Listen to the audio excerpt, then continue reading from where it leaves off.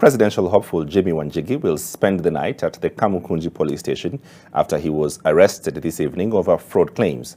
Wanjigi was arrested after a siege that lasted 20 hours at his Kwacha House office in Westlands, Nairobi. Wanjigi claims the arrest is purely political, accusing ODM party leader Raila Odinga of being behind it. NTV's senior political affairs reporter Kennedy Mureithi has been on Wanjigi's trail from the time of his hold-up to his arrest and bring us the very latest. After a 20-hour standoff between police from the Directorate of Criminal Investigation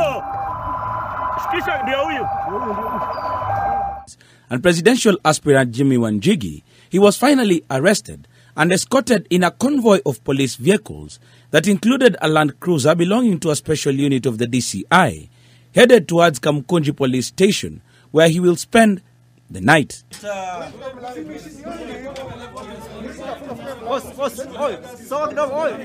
At the station, Jimmy Wanjigi addressed the press handcuffed, waiting for his fingerprints to be registered and a file on his charges to be opened. Wanjigi blames politics for his current woes, especially pointing a finger at ODM leader Raila Odinga, with whom they fell out. Why is it every election it is Jimmy that is sought? 2017, I'm being looked for. 2022, now suddenly. In between that, there's no problem. It is about the elections. Are you financing someone? I am making the election very uncomfortable for some people. According to Wanjigi, his arrest is nothing more than a charade and a show being put up by his political detractors to derail his political ambitions. What you're witnessing today is the height of impunity.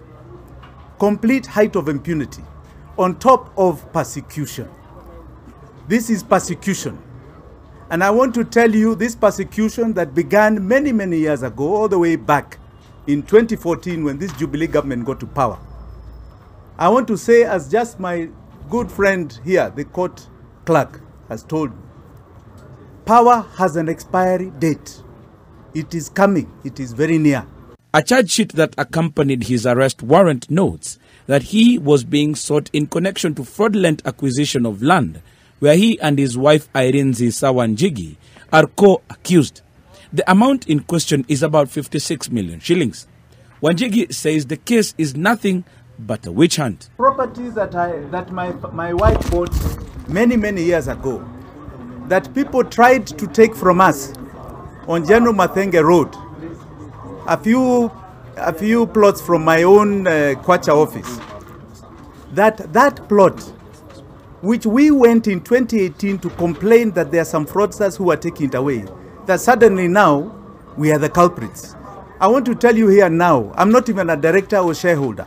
I don't even exist in that company. At his home during the siege, moments before his arrest, police could be seen breaking into his office, where he had stayed locked since Monday 9:30 p.m. when the police accessed his compound. They used hammers and other tools used to break in. NTV understands this is after they got a court order for his arrest. The Jimmy Wanjigi campaign team has been releasing security camera footage showing movement of the officers inside and outside the Kwacha House premises.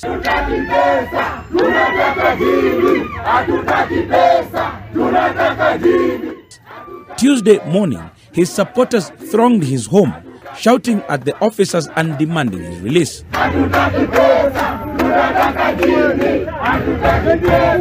This went on for a while. At times, police would come to disperse the crowds that had gathered and aim at the gate with the sole aim of gaining access. Other times, it would get nasty. Police using tear gas to disperse the Wanjigi supporters who would turn violent and sometimes uncontrollable. In linking his woes to the current political situation in the country, Jimmy Wanjigi says that this Saturday he was expected to host about 2,000 delegates of the ODM party in efforts to push for elections within ODM to find out between him and Raila Odinga who is going to be the flag bearer in the August elections. Kennedy Mureithi, NTV at the Kamukunji police station in Nairobi County.